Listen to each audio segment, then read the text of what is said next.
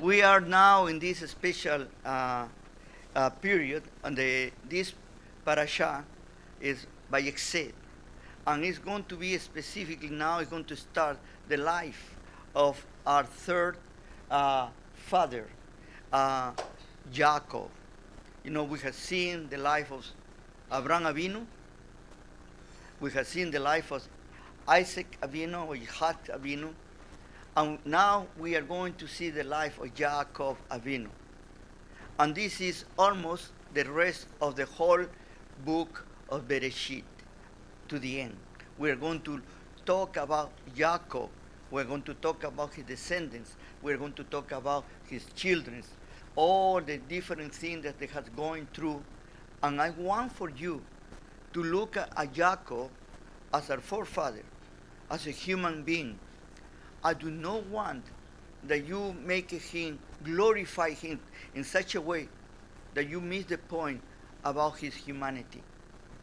I have been trying to, by many means and many ways, to try to let you know that the Torah is a very honest book. It's a very honest rendition of our own humanity. Our Creator, when He made us to His likeness and image, He gave us the opportunity to have a relationship with Him. I have told you that likeness and image of the Creator needs to be based on who He is. You know, He is not a physical God as many other religions have tried to make it be. You know, it's totally ethereal. It's spiritual. We cannot touch it, we cannot see it, we do not know. This is the God that cannot be seen. You know? How do we see Him? It's through the thing that happens, through the situation that we go through our own experience. Here we are going to see, for example, the idea of the halom, a dream. And we are going to see how the Creator communicates with us and how He is trying constantly to have a relationship. But the relationship has two sides. Always is two sides. You know, you cannot relate to somebody only one way. No, many of the relationships fail because it's only one-way relationship. You need to understand, a relationship needs to have at least two people. You know, you cannot say, I have a relationship with my spouse, but my spouse doesn't want to have any relationship with me. You know, then there is no relationship. And with anything, I have a friend, but this friend is give me, but he never give himself. That's not a relationship. You know, and we need to start learning about these situations us as humans, because for us the most important thing is not what do we receive, but is what do we give. And we are accustomed in this materialistic world. We are in the position, give me. No? Even when we pray, when we do a tefillah, when we're trying to supposedly to be close to the Creator, is give me. And you're going to see here that it's a very interesting. Jacob is not too far away from that. Okay? And I want that you see how he develops. And how in his own struggles, he becomes the man that he needs to be in order to lead these very special people that our Creator has called for being the light of the world, the Or Legoim. It's nothing happening because happened. Always there is a process. How many of us would like to say, boom, boom, and everything happened in the instant? How many of us would like to be magicians? You know, you ladies or gentlemen who would like to cook, you know, you're going to see that nothing happens instantly. You need to have first the ingredients. Then you need to have to put it working. Then you need to spend time and see what is going to happen. Nothing happens like that, you know. And we are so accustomed today in this world of the instant world. Now we have instant coffee, instant tea, instant everything. We have FaceTime, iPhone, everything needs to be instant. We cannot wait anymore. If you are in the computer and your computer takes more than 2 seconds to come out, you say, what a slow computer. And it's amazing how we are today. We are in the instant world.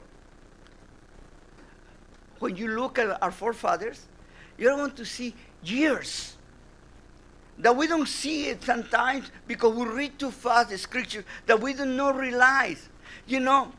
Jacob, when he went to Haran, he was not a teenager, as many people want to think about it. He was an old man already. He didn't get married at 18 years old.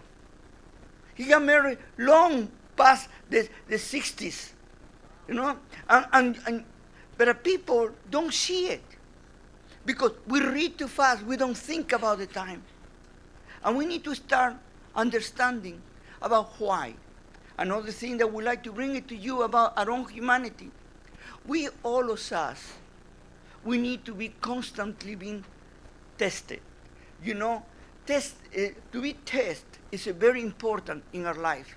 Because this is a process to know if we are doing right or wrong. This is a process in which we become stronger. This is a process in which we become wiser. Our Creator allows us to go through difficulties. This is very important to understand that. If you think everything is going to put in a silver plate, forget about it. That doesn't happen. And if you get bitter because somebody else got it faster than you or is more prosperous than you, you are wrong. In the 10 Commandments, there is a beautiful word, lo tachmo. Do not covet. I mean, not to covet means not to wish, not to envy, not to want to have what somebody else has. It means that you need to procure yourself. You need to work for yourself.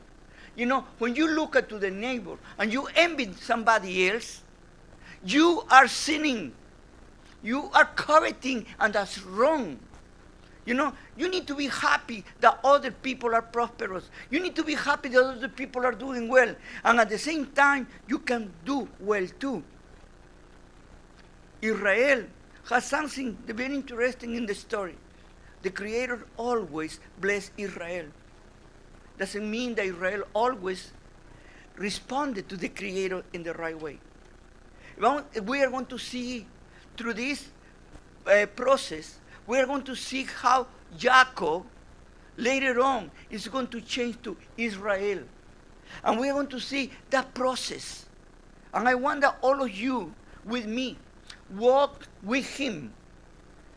There is a native Indian saying, to know another person, you need to walk in their own moccasins.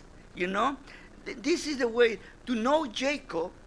We need to walk on his sandals, in the desert. And we need to go through all the things that he has gone through to try to understand him better. It's very easy to complain. It's very easy to criticize others. It's very easy to say negative things.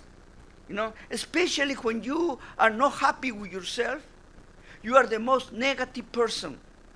And you need to start learning to change that attitude.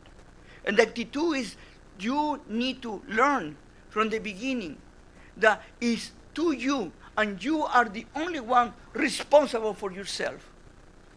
Pointing your finger to others or trying to blame others for your bad luck or for your bad decisions, that is to try to justify yourself.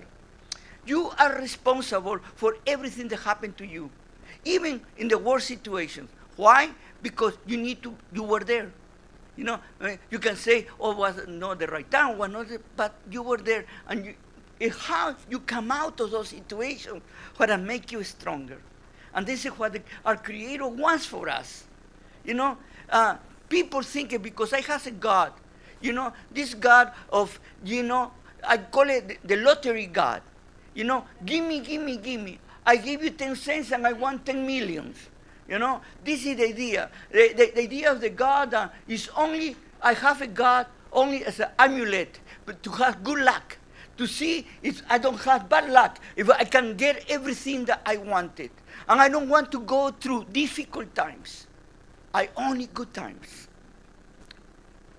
But the truth of the matter is, the only way that you're going to grow up, the only way that you are going to really become a man or a woman of the time, or when you go through difficult situations and circumstances, but it's not easy. Many of you are an example of that right now. Many of you are immigrants. You have come to a new world, to a new country. It's totally different to what you were accustomed to. You already have experienced what Abraham Avinu has experienced. And you have gone through the process to adjust to a new system. And and sometimes it's very difficult. And the change is very difficult. And you need to accept the changes. Here we are going to see with Jacob. He's what we call, our sages call it, the first exile of the Jewish people of Israel. It's the first time that our forefathers are asked to leave their territory, the promised land. And he is asked to leave by his father and mother, by both of them. That to tell you that he was obedient to father and mother. He honored them. And he left. He ran away because his brother wanted to do harm to him at that moment for what he has done. Jacob was not totally innocent. And Jacob was not a goody-goody, as sometimes we want to put it in our pictures. Jacob was a human being. He has good points and he has bad points. And through the time, the Creator is going to polish him. He's going to make it from a rough diamond to a great and beautiful diamond. And to do that, you need to go to the process of polishing. We are going to see that at the beginning, in his own struggles and all these things that he went, he is going to suffer the consequences of his own actions. In Judaism, we have this term, midah kenegdo midah, measure for measure. And you're going to see that because he lied so much, he lied to his father. And then he received the same payment back by his father-in-law, Laban. His father-in-law deceived him. And deceiving him, he deceived it several times. And he started understanding. For example, we are going to see in this midat, kenegdo midah, when he goes to Laban, the first lie is that he exchanged the real one, the Rachel, for Leah. But also, here is another very interesting point. Laban, he say, in our custom, always we give first, the firstborn. He was giving a message to Jacob, that Jacob was not the firstborn, and he was trying to steal the blessing from his brother. Then, little by little, you start looking at the picture and what Jacob had needed to do. Later on, we are going to see a very interesting picture. At the end, in the battle that he has, when at the end his name is going to be changed, and we're going to see it in the next parasha. And then finally, when his name is changed, one of the things that he needs to do is he needs to acknowledge all that he did wrong. Always you begin again when you make peace with yourself first, begin making peace with the Creator. Then let's go to this excursion of learning about Jacob, our father, and to learn about his own humanity and about his own desires, about what moved him and what he wanted to do, because he had a very clear understanding that he was going to be something special. He didn't know how to He didn't know how he was going to be able to accomplish.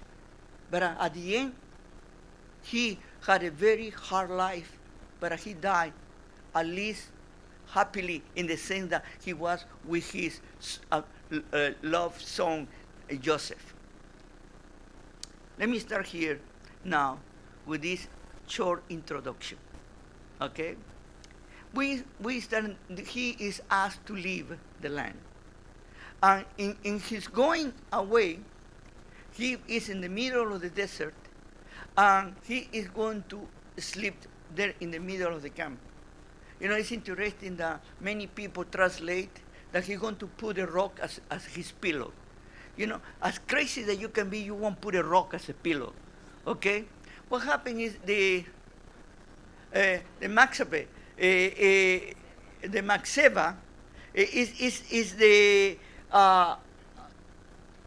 what it means is to put a stone, like you put it in the right now in the tombs, you know, to put a stone, and then you sleep and over your head. Why? Because in the desert there are many scorpions and other animals, and you need to protect yourself. That's the idea. No, as a protection, no as a pillow. You know, you can have something softer as a pillow. But this is how translations sometimes take you to the wrong understanding. He put a pillow. No, he did put a rock. Okay, and the rock has a meaning at that time for the people. We see with Abraham Avinu, we see with Isaac, now we see with him. And this is the idea to commemorate, to reaffirm a relationship, an experience with the Creator. Now he has a dream in that moment. The dream of the ladder, you know, going up and down. And they have the rungs, you know, the steps, no? And these steps are not as important as it is the ladder itself. And the description is the Elohim Melachim, the angels of God are going up and down. You know, the first thing that has caused a lot of interesting discussions among the sages is about what up and down, no down, from down up instead to be from up down, because they are the angels of God. They need to go from the heavens down to the earth. Well, another understanding is this melachim, these angels of the Creator, of God, were human beings. And this is, to me, a better understanding. We're talking about humanity. We're talking about the desire of men to trying to reach and to go to God to understand what is He is, what He's trying to tell us, that we need to go up to Him. And this is the idea about all of us. We have that desire. Once we acknowledge the Creator, it comes to us a very deep desire to know more about Him. And we want to elevate ourselves to go toward Him. And He's there ready to let us know about other things beyond the natural things. And coming down to earth means to bring those understandings. Part of them, some of our sages say that these represent our prophets, that they were up and they received the knowledge to share with the rest of the people down to earth. But what happened with Jacob?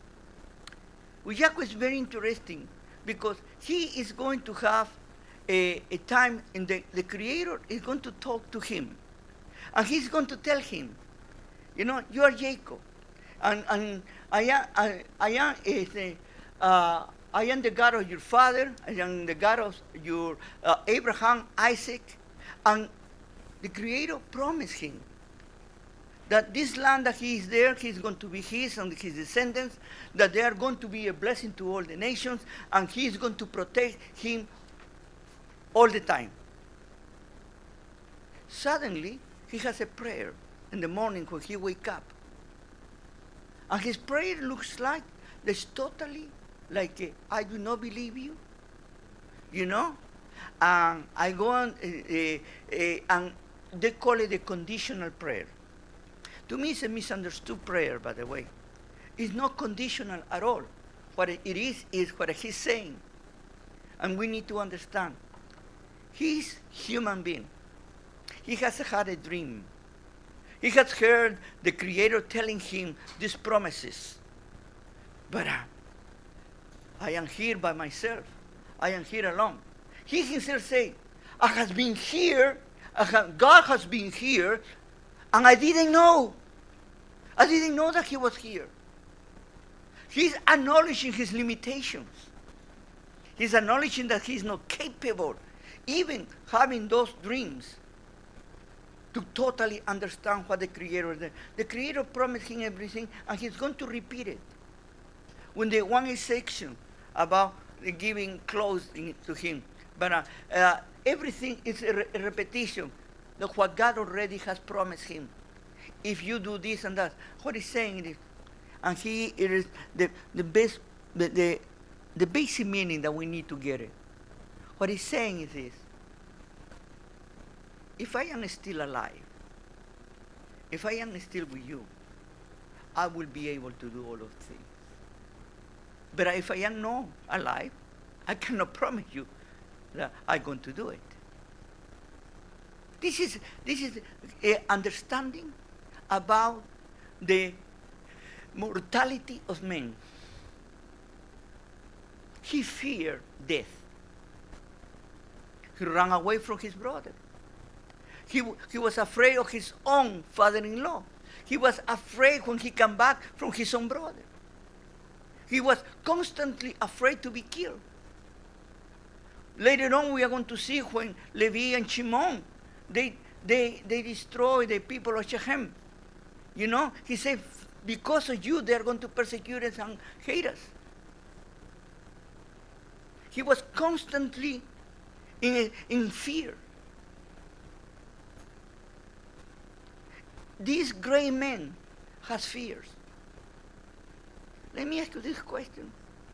Have you ever afraid of something? Huh?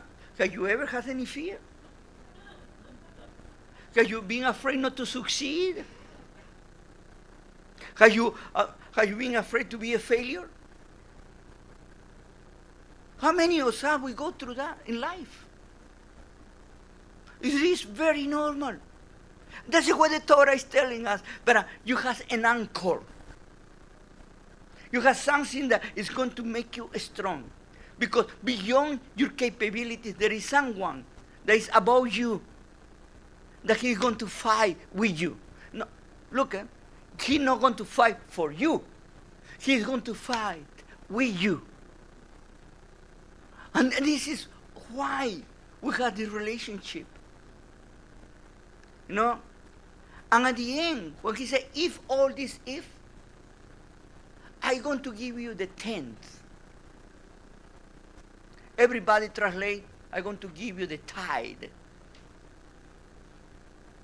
You know, I always say, in the Hebrew language, you need to go beyond the punctual meaning of a word and to understand the picture of the 10th. What it really means, when he says, I'm going to give you a 10th of everything they have, is that I'm going to give you a portion that you have given to me. You know, it's very interesting when you become very legalistic about, you're talking about the 10%, and you calculate with your machine, you know, and you even calculate the cents. I'm going to give you a challenge to you, to all of us. Don't calculate. Start giving.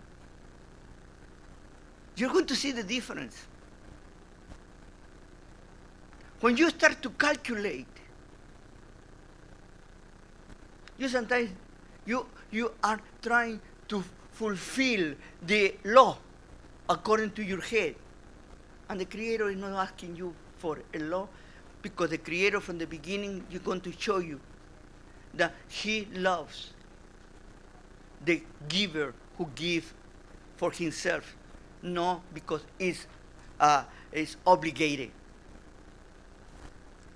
and you have problem with giving, let me tell you, if you have problem with giving, it's nobody else but you. Listen carefully. It's nobody else but you. You have a spiritual problem. Because your material things are more important than your relationship with the Creator. That's your problem. And because you are tight, not tight, tight, okay? You are going to suffer the rest of your life with that. And you will never be blessed. This is what he's saying. He acknowledged that the Creator is the giver of everything, and whatever he receives needs to give it back. That is his prayer. But let's go a little bit more now. He goes, he get up, he makes this special rock, a special stone, and he put oil and anointment. You know, it's the idea of being anointed. And he say, the God was here. Call it Bethel, you know, the house of God. All those terms to show something important, that the presence of God has been with him. And then now, after that, he goes a little bit more, I would say, not excited, but at least stronger than when he left fleeing, you know, at least more courageous. And he's going to go to Haran, and he's going to encounter Rachel. And this is love at the first sight. You know, he sees his cousin Rachel, and he said, oh, what a good-looking girl. You know, he is telling you something very interesting. You know, he didn't fall in love with her only because of his good spiritual heart. At that moment, he couldn't see her heart. You know, I love the Torah because it's so human, so special for us. You know, girls, believe me or not, boys, they never going to lose your heart first, okay? And doesn't matter how beautiful heart you have, you know, they're going to be looking something else. Then, that's not something wrong. That's how we were made. And then after he sees you, the beautiful, and he's going to have the relationship, he's going to see the beautiful heart and all those kind of things. That's beautiful. But that's how you develop a relationship. You go there, and he gets so excited. And the father of Rachel, the sister of his mother, the brother of his mother, Laban is very, very interesting. You know, when he hears that Jacob, the son of Rivka, is coming, what's the first thing that comes in his mind? Man, he must be a rich man.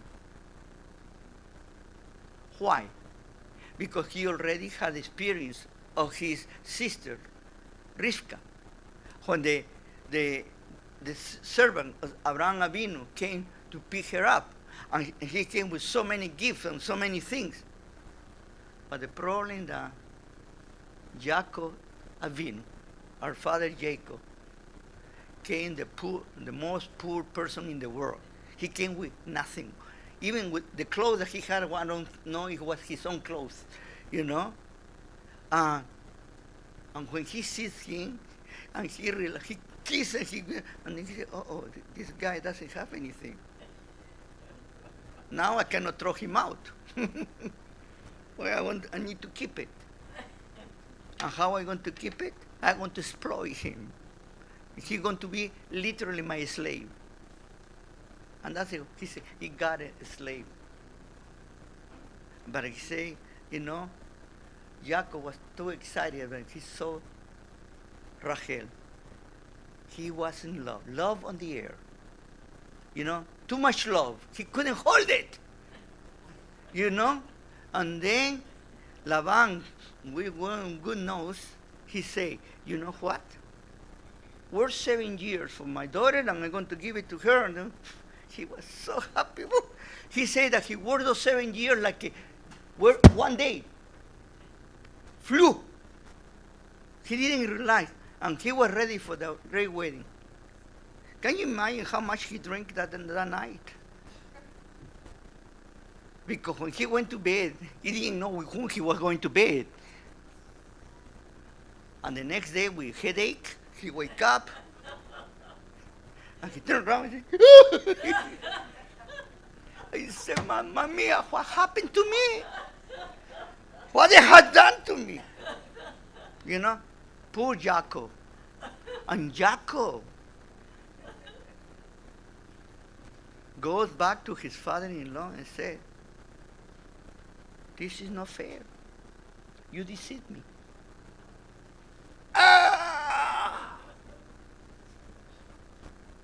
Midah kenegdo midah. Do you think he didn't remember in that moment what he did to his brother, to his father? He was thinking about God is just. And look at what Laban he say. In our customs, the firstborn has priority over the next one. Okay? And Jacob needed to remember what he did with his brother. Not only he lied to his father, but he cheated to his brother. Already, the justice was coming to him. And he needed to deal with himself about his own things. Yes, they were unfair. And then Laban say, don't worry, we are going to wait for a week, because the weddings at that time looked like they lasted a week. Sometimes wedding could last a year, but this lasts only a week. And after a week, you can take a Rachel, and then you need to work 7 years more for Rachel. He worked 14 years for his wives. Plus, then, he worked 6 more years for accumulate a wealth to leave his father-in-law. And the father-in-law constantly was doing tricks to him. He was tricked all the time. He needed to suffer the consequences of his actions. To live with Laban was not easy, to the point that he needed to flee from there. Jacob was never a warmonger. Totally the contrary. Jacob, like his father Isaac, they were mama's boys. They both grew up under the mother's care. He was not like Esau, that was a fighter, a hunter. He was a peacemaker. He was peace and shalom to everybody. He didn't want to have a problem with nobody. He tried to avoid. And even when he left Laban, he ran away. He didn't say goodbye. After these experiments with the speckled lambs and black goats, he was able to have more animals than all Laban's family, and he became very wealthy, that's according to the Torah. Why? Because he was doing the right thing. He was not complaining about how the world was against him. He was doing his best. Many of us, we are constantly complaining. And I know some people, believe me, I know some people that they are so rich and they don't see it. Why? Because they are complaining about what other people have and they don't have. In Mishlei, in Proverbs, and also in Pirkei Avot, tell us that who is a rich man? Who is a wealthy man? The man who is content with what he has.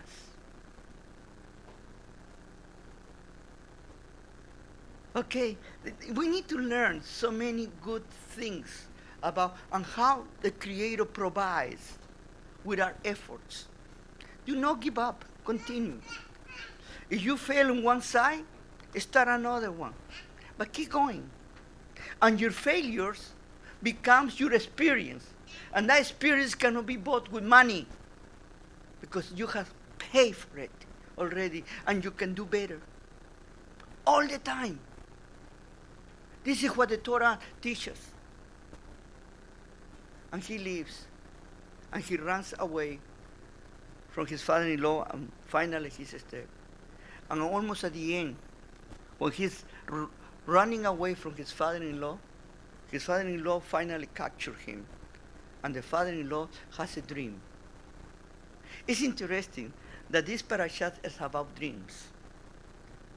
And here there is a very important illustration and principle for all of us. Our Creator talks to all, to good and bad people. And we have seen that in the Torah that he talked to Abimelech, and now he's talking to Laban. And saying, do not touch my Jacob, because I am with him. You touch him, you are out. They put fear on Laban. And Laban went and said, because your God is not interesting, your God. He acknowledged that Jacob had a different God that he had. And he acknowledged, with that word Laban is acknowledging that the God of Abraham, Isaac, and Jacob is the true God. By the way, we're going to see later on, we are Moshe Rabbeinu, father-in-law, Jethro, also your God. And we're going to see many times. And how, what a principle can learn from this. Our God is the God that always manifests and always is there with us. He never abandons us. Our God is faithful. And other people are going to come to know our God because they see what our God is doing with us. We are the best card of presentation for our Creator. Then when you talk about our God, and you say, but nothing is good for me, and everything is wrong, and you know, most of the people don't want to even talk to you about your God. You have a God that prefer to go someplace else.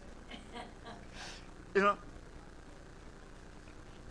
And here comes another thing. Be careful what you promise.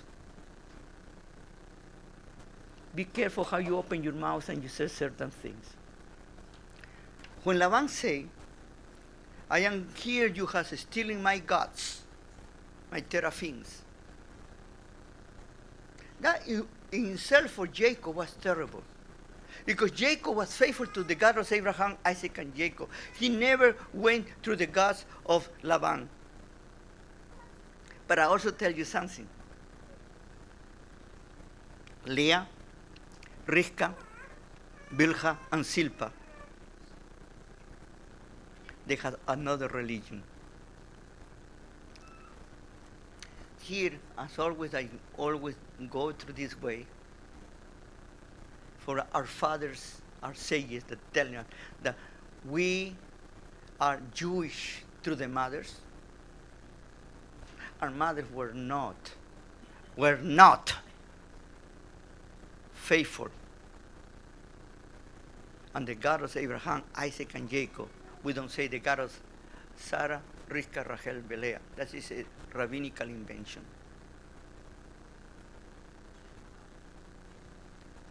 And I'm going to tell you something more. Be sure that you follow Torah. You don't follow men. In the Torah, we can learn so many things. But one thing more here in this principle. Jacob said, is there anyone that has stolen this teraphim? They will die. And who stole those teraphim? Was his beloved wife, Rachel. And what happened with Rachel later on? She died giving birth. Ben Oni, the sons of my pains and my sorrows and my poverty. And he changed the name Benjamin, the son of my right hand. Let me finish here, because I want to ask you certain things to you now. We are going to go through Jacob, and you're going to see all the things that he went through, and the examples that we can learn from him in our lives, in our own lives. Because it's so good to learn history. It's so good to learn about biblical passages. But if you do not apply it in your life, it's pure learning knowledge. The most important thing is to apply these principles in your life. Do you trust the Creator? That is the first thing. How your life is going on right now. Is your life a mess? Are you not being in the place that you want it to be? Are you struggling? To start thinking about why you are in that situation. The first thing that we need to think is, what are we doing that is not totally kosher? Or what are we doing that maybe is not the right thing? Because first of all, we need to deal with ourselves. Until Jacob doesn't acknowledge many of the things, he's going to go through a lot of things. And even after he acknowledged, continue. Why? Why the struggles continue? There is a beautiful illustration that has mentioned many times. It's about the cocoon and the butterfly. In this beautiful illustration, they make experiments. Some the entomologists, and they cut the cocoon and allow the butterfly to come out, and the butterfly will fall on the floor and will die, But the butterfly who was left in the cocoon and broke the cocoon and was able to come out of the cocoon went and fly. And they discovered something very interesting. The getting out of the cocoon provide to the butterfly a strength. It's like an exercise to build up the muscles and the blood circulation for their wings. And they start becoming stronger and stronger and stronger to such a point that when they are able to break the cocoon, they are able to get out and to fly. And they won't fall anymore. You and I, we are in this life. You and I, we are in this process. You and I, we are struggling in life. And sometimes we have good times, sometimes we have difficult times. But when you are struggling, what the Creator is allowing you is to fortify your wings, to make you stronger. Because in that way, when you get out of the cocoon, you will going to be able to fly on your own. The Creator is taking care of you, and His presence is with you. The only thing that you need to be faithful to Him. That's the reason that we receive the commandments of the Creator. Simple words to have a full life. It's my desire that we continue looking at Jacob as a father of truth, our father that was so human, that he has his failures and he has his victories, like all of us we need to have. Shabbat Shalom.